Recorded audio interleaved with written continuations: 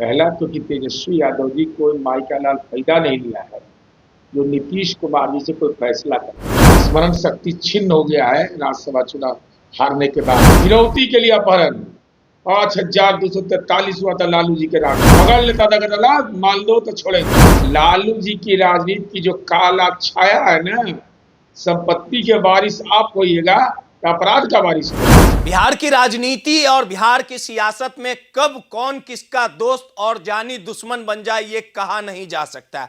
कुछ इसी तरह की वस्तुस्थिति बिहार की राजनीति में देखने को मिल रही है। दरअसल जो गिरधारी यादव 2024 के लोकसभा जेडीयू के टिकट से बांका से चुनावी मैदान में उतरे थे, जिस नीतीश कुमार के चेहरे पे उन्होंने चुनाव लड़ने का काम किया, संसद तक पहुंचे। आज उन्हीं जेडीयू के तमाम जो बड़े नेता हैं वो गिरधारी यादव के खिलाफ मोर्चा खोल दिया है। यानी गिरधारी यादव के अपने ही पार्टी जेडीयू में लगातार उन पे निशाना साधा जा रहा है और उनकी सदस्यता रद्द करने की जो कवायद है उसकी शुरुआत हो चुकी है। और इसी कड़ी में दिलेश्वर कामत जो जेडीयू के कद्दावर नेता हैं, बड़े नेता हैं, उन्होंने लोकसभा स्पीकर को पत्र लिखा है और गिरधारी यादव की सदस्यता रद्द करने की मांग की है। दरअसल अंदर की जो पूरी कहानी अब इसी कड़ी में जो विधान पार्षद है, पूर्व मंत्री है, जेडीयू के मुख्य प्रवक्ता नीरज कुमार यादव ने गिरधारी यादव पर निशाना साधा और बड़ा आरोप लगा दिया और साफ लफ्जों में कहा है कि गिरधारी यादव आस्तीन के सांप निकले हैं। जिस जेडीयू से उन्होंने चुनाव लड़ा, सांसद बने, उसी जेडीयू के विरोध में लगातार काम कर रहे थे, उसी जेडीयू को तोड़ना चाहते थे, उसी तेजस्वी यादव और अपने बेटे के साथ मिलकर लगातार जेडीयू को डैमेज कर रहे थे। लेकिन उनकी जो असलियत है वो पकड़ी जा चुकी है। साफ तौर पे जेडीयू के विधान पार्षद नीरज कुमार ने जमकर निशाना साधा और कहा कि जब 2025 का विधानसभा का चुनाव था, उनके बेटे आरजेडी से चुनाव लड़ रहे थे, तब गिरधारी यादव अपने बेटे के लिए लगातार प्रचार कर रहे थे। बेटे को जिताने के लिए लगातार वो जोर आजमाइश चल रही थी, लेकिन अब ये चलने वाला नहीं है। नीरज कुमार ने तेजस्वी यादव पर भी निशाना साधा और साफ तौर पे कहा कि निशांत कुमार ने जो बातें कही है वो पूरी तरह से वाजिब है और निशांत कुमार से पहले निपटने से पहले हमसे निपटना होगा। साफ थी तेजस्वी यादव पर साफ तौर पे कहा कि 90 के दशक में क्या होता था, किस प्रकार से फिरौती मांगी जाती थी। जेडीयू के विधान पार्षद नीरज कुमार ने तेजस्वी यादव पर गंभीर आरोप लगाए, साफ लफ्जों में कहा जब लालू प्रसाद यादव के संपत्ति के मालिक तेजस्वी बनेंगे तो अपराध का भी मालिक तेजस्वी ही कहलाएगा। नीरज कुमार ने किस प्रकार से तेजस्वी से लेके गिरधारी यादव पर हमला बोला, पहले नीरज कुमार का बयान सुनवाते। दंगा फसाद होता था, तेजस्वी ने कहा हमने डाटा दिया, डाटा पढ़ लूंगा कि बिहार में कितना दंगा फसाद हुआ, विधानसभा में हमने डाटा दिया। उनको स्मरण शक्ति का कमजोर है। तेजस्वी यादव ने ट्वीट से बोला था, विधानसभा में डेटा नहीं दिए। विधानसभा में महामहिम के अभिभाषण पर जब विमर्श हुआ तो सदन से ही लापता थे। स्मरण शक्ति छिन्न हो गया है राज्यसभा चुनाव हारने के बाद। और जो डेटा दिया था ट्वीट में भी, वो भी गलत डेटा दिया था। एनसीआरबी का 2025 का डेटा कहाँ साबित हुआ है? अभी तक पब्लिक डोमेन में आया है।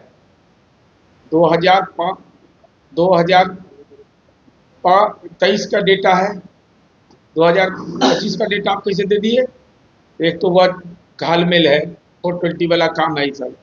और उसमें भी निशांत कुमार ने जो बोला है उसके लिए निशांत कुमार जी को जवाब देने की जरूरत नहीं है, हम ही लोग पर्याप्त हैं। सच यह है कि निशांत कुमार ने अपने पापा के कार्यकाल की प्रशंसा करते हुए पूर्व के कार्यकाल का चित्रण किया है, तो उससे कौन इनकार करेगा? एनसीआरबी का डेटा है 2005 में 3423 हत्या हुई और 2023 में 2862 हुआ, तो कौन ज्यादा है? 3423 कि 2862। फिरौती के लिए अपहरण 5243 हुआ था लालू जी के राज में। पकड़ लेता था, कहता ला मान लो तो छोड़ेंगे। और कार्रवाई किस पर होती थी? ये डेटा है समुच्चा। 67,000 से अधिक हत्याएं हुई थी। इसलिए कोई भी महिला अपराध में बिहार 25वें स्थान पर है, तेजस्वी जी को पढ़ना चाहिए। बलात्कार में 32वें स्थान पर है, डेटा उसका सार्वजनिक डोमेन में है। इसलिए तथ्यों को छिपाइए नहीं। लालू जी की राजनीति की जो काला छाया है ना, संपत्ति के वारिस आप होइएगा तो अपराध का वारिस कौन होगा?